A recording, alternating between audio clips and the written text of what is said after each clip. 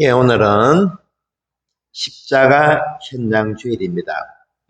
조금 전 예수님은 니고데모에게 인생 후반부 사람들에게 해당되는 말씀을 하시죠.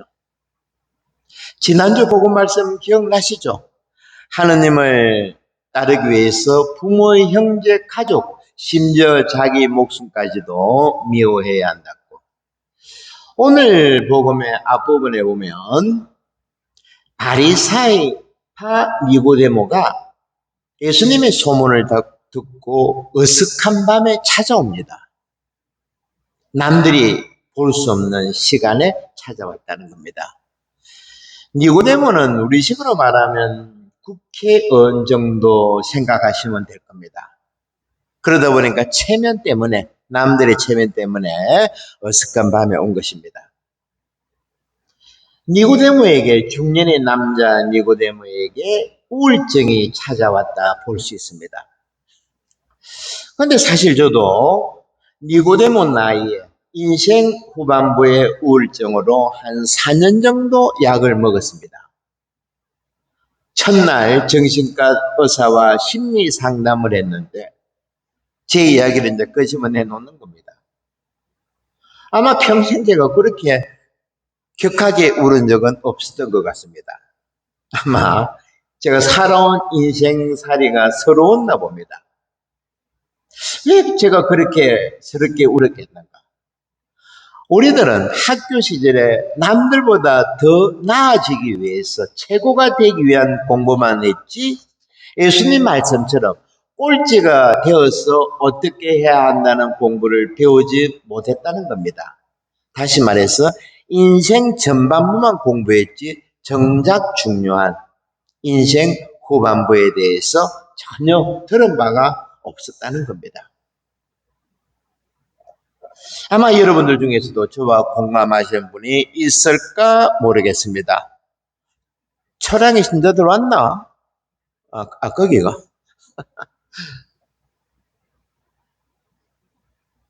그런데 제가 오늘처럼 이렇게 강론 중에 신자분들에게 제 처지를 알렸죠. 미사가 끝나고 그때 사무회장이 저하고 나이가 비슷한 분인데 씩 웃으면서 자기도 우울증 같았고, 그리고 좀 있으니까 여기저기 자매님은 아니고 형제들이 귓속말이 되고, 신부님 저도 우울증 같습니다. 나중에 알았는데 심리학자들의 말에 따르면 이런 경우에 집단 치유가 일어날 수도 있다고 합니다. 우울증은 절대 부끄러운 것이 아니라는 겁니다. 놀랍게도 성경에도 우울증 환자들이 많이 나옵니다. 대표적인 사람이 사무엘서에 나오는 사울 왕입니다. 사울 왕. 이 사울 왕의 우울증을 고치기 위해서 당시에도 음악 치료가 있었던 것 같은데, 다윗이 우리가 알다시피 어떤 사람입니까? 음악에 대해서는 아주 천재적인 사람이죠, 그죠? 지금도 우리가 다윗이 만든 노래를 입당송부터 해가지고 우리 듣고 있지 않습니까? 이처럼 다윗은 우울증에 걸린 사울 왕을 치료해 하루 왕궁에 들어왔습니다. 그런데 이 우울증이 여러 가지 형태가 있는데, 크게 보면 니고데모와 같이 내인성 우울증, 제가 좀 전에 말씀드렸죠. 밤에 어색할 때, 그러니까 자기 밝히기를 부끄러워합니다. 니고데모처럼. 그런데 또 사장에 또 누가 나옵니까? 사마리아 여인. 사마리아 여인은 또 니고데모하고 조금 다릅니다. 예수님께서 깨뚫어 보시고 뭐라 했는가 하니까 처음에는 사마리아 여인이 칙칙거립니다. 요즘 우리가 얼마 전에 했던 그 폭삭소가수다의 확시 아저씨, 그죠? 그 생각하면 될 겁니다. 예수님이 한마디 하면 사마리아 여인은 두 마디 받아치죠. 아주 그러니까 안에 분노가 있는 겁니다. 이걸 예수님께서 말씀하십니다. 너가 남자 5명과 결혼했었고 지금 살고 있는 남자도 사실 동거 중이다 하니까, 그때서야 이 사마리아 여인이 저처럼 눈물을 펑펑 흘리면서 무릎을 꿇은 거죠. 그런데 이렇게 공간 복음은 요한복음은 아주 신비적이고 섬세한 내면적인 이야기들이 나옵니다. 그래서 마테오, 마르코, 루카하고는 다르죠. 내용 전개하는 부분들이. 그런데 사마리아 여인은 만남의 시간을 보면 니고데모하고 달리 저녁이 아니고 정오입니다. 태양이 내리쬐는 정오. 당시에 우물가에 동네 여인들이 다 두레박을 그 물통을 들고 오는데 낮에는 안 다닙니다. 보통 새벽이나 아니면 저녁에 해가 지고 난 다음에 모이는데 우리도 그렇지만 거기도 마찬가지였을 겁니다. 여자들이 모이면 뭐합니까? 뒷담화 그죠? 어느 집에 이렇다 저렇다. 그러니까 사마리아 여인은 그 소리가 듣기 싫었나 거라. 그래서 혼자서 정오 무렵에 태양이 내리쬐는 그 시간에 왔다가 예수님을 만나가지고 사람이 완전히 바뀌죠. 예수님께서는 정말 잘 들어두어라. 누구든지 새로 나지 않으면 아무도 하느님 나라에 갈 수 없다고 말씀하십니다. 이 말씀은 새로 나야 한다는 겁니다. 오늘 복음의 앞부분에 나오는 겁니다. 치유 방법은 새로 나야 된다는 겁니다. 우리 몸에도 중년이 되면 전반부 후반부로 바뀝니다. 그래서 부부가 나이가 들어서 결혼 생활 한 20, 30년 하고 많이 싸우는 이유가 바로 이런 부분입니다. 왜 싸우는가 하니까 아니 결혼하고 얼마 전에는 내 부인이 절이 안 했는데 요즘에는 거칠어졌다는 겁니다. 그리고 여자는 뭐랍니까? 우리 남편이 옛날에 안 저랬는데 나이 들수록 좀팽이가 된다고. 그런데 그게 당연한 결과입니다. 사실 저도 싸움이라면 제가 절대 지지 않습니다. 온 운동을 안 해본 것도 없고. 그런데 우울증이 그러니까 어떤 현상이 나타나는가 하니까 제가 그렇게 좋아하는 축구도 보기 싫은 겁니다. 왜? 이기고 지는 것이 별로 안 보고 싶은 겁니다. 그래서 제가 이제 우울증 걸린다부터 어떻게 변했는가 하니까 요 앞에 이제 비싼 데는 못 가니까 다이소 가면 싸죠. 끽 해봤자 5,000원입니다. 주방 그릇 사러 가고. 그리고 주방에서는 이런저런 거 얼마나 많습니까? 그죠? 그래서 요즘에 제가 조금 마음이 싱숭생숭하면 다이소 갑니다. 여기 수정에는 너무 작아가지고 별로 살 게 없지만은 하여튼 이렇게 우주 만물이 모든 것이 때가 되면 바뀝니다. 여러분 한번 보십시오. 지난주하고 이번주하고 뭐가 바뀌었습니까? 뭐가 바뀌었습니까? 오늘 오신 분들이 그렇게 둔하나? 날씨가 완전히 안 바뀌었습니까? 그죠? 지난주까지 얼마나 우리를 괴롭혔습니까? 모든 것이 그렇습니다. 우주 만물이 변한다는 겁니다. 이것이 태극 사상이죠. 그죠? 주의에서 말하는 거. 제가 전에도 한번 말씀드렸지만. 그리고 또 전반보다는 후반부가 훨씬 더 중요합니다. 아마 여기 대부분의 우리들이 후반부에 살고 있죠. 인생 후반부에 찾아오는 우울증은 정말 중요하다는 겁니다. 요즘에는 참 제가 이해가 안 되는 게 보면 한때는 20년 전만 하더라도 한국 사람 모였다 하면 뭐합니까? 고스톱 치죠. 온데 모여가지고 고스톱 치고 제가 그 당시에 남미, 가테말라, 뉴질랜드, 미국 있었지만 똑같습니다. 전애들도 모이면 고스톱 치고.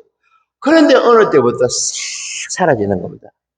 요즘에 경로당에 할머니들 얼굴은 치는 사람 없죠, 그죠? 고스톱 할 때 우리가 뭐라 했습니까? 초반 끝발이 뭐라고?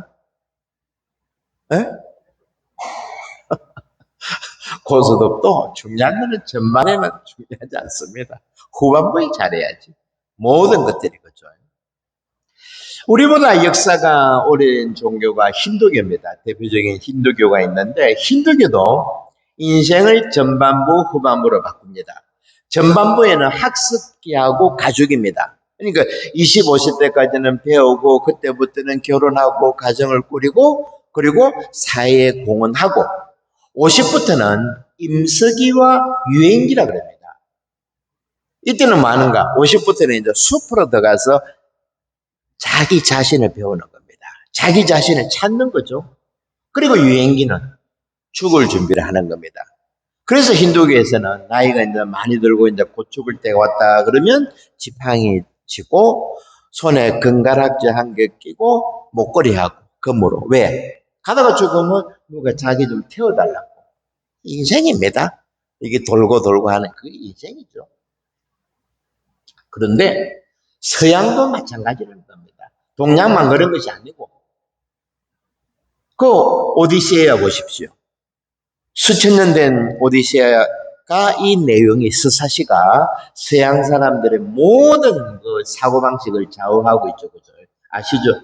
여기에 주인공으로 오디세우스가 나오는데 후반부에 전쟁을 동원돼 가지고 20년 동안을 집어 떠나 가지고 온갖 경험을 다 합니다. 죽을 고비도 넘기고. 이것이 우리 인생이라는 겁니다. 전반부만 있는 것이 아니고 후반부도 당연히 있고 그보다도 훨씬 중요하다는 겁니다. 그래서 우리가 뭐 지하철 공짜도 아니고 인생 후반부에는 그리고 몰려다니면서 노는 것이 안 됩니다. 참으로 안타까운 일이죠. 이런 점을 깨우친 우리 옛날 조상님들은 어떻겠습니까? 뒷방 노인 아니면 뒷방 어르신이라 그랬죠. 좋은 방은 자기 아들 부부에게 넘겨주고 나이가 들면 반드시 뒤에 가가지고 뭐 했습니까? 글을 썼죠. 아니면 그림을 그리든지 책을 보든지 혼자만의 시간을 즐겼다는 것입니다. 그리고 뭐 예수님도 마찬가지죠. 그죠? 예수님도 때가 되자 인생 후반부에 들어서자 제자들을 데리고 이곳저곳으로 돌아다녔습니다. 그리고 또 구약을 한번 봅시다. 구약의 시작은 아브라함이죠. 아브라함의 삶이 결정적으로 바뀌게 된 사건이 모리아 산에서 이루어지지 않습니까? 야훼 하느님이 아브라함 보고 아들을 제물로 바쳐라. 아브라함은 성경에는 짧게 나옵니다. 얼마나 번민의 밤을 보냈겠습니까? 그죠? 어떻게 낳은 아들인데 이삭이 기적적으로 낳지 않았습니까? 그 이삭을 데리고 종들을 데리고 뒤에다가 장작을 싣고 몇 날 며칠 해가지고 모리아산으로 올라갑니다. 왜? 자기 아들을 희생제물로 삼으려고.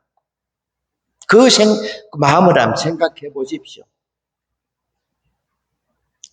그래서 아브라함이 드디어 이제 아들 목에 칼을 대는 순간 천사가 나타나죠. 아브라함아, 그만하거라.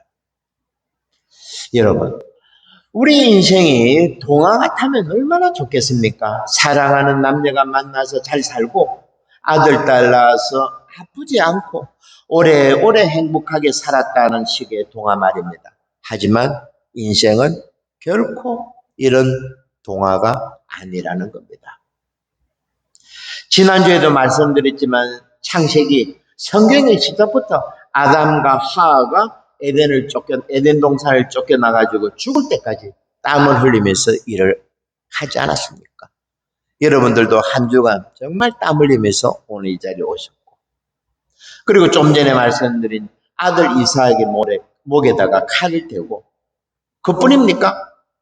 야곱은, 이삭의 아들 야곱은 어땠습니까? 엄마 리버가하고 사기를 쳐가지고 남편을 속이고 에사오를 속여가지고 장자권을 얻어냈지만 열이 받은 에사오가 죽이려 하자 야곱은 도망갑니다. 야곱도 한 20년 정도 객지로 가죠. 이란 쪽으로 갑니다. 그래가지고 어떤 후반부 인생을 정말 죽도록 고생하고 들어오는 순간에 하느님하고 씨름을 하지 않습니까? 약복강에서.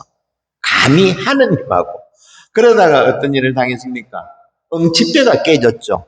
그래서 야곱은 성경에는 안 나와 있지만 아마 장애 판정을 받았을 겁니다. 인생 후반부에 지팡이 짚고 쩔뚝쩔뚝 걸었을 겁니다. 사실 저도 지난주에 또 병원 가가지고 엑스레이 찍고 하니까 응치뼈가 안 좋아서 갔더만은 저는 할 수 없다고 약만 한 보따리 줍니다. 뭐 이게 인생이지 뭐 별거 있겠습니까? 그죠? 왜 이런 일들이 일어나는가? 여러분들. 왜 그렇다고 봅니까? 이것이 오늘 복음에 나와 있습니다. 답이.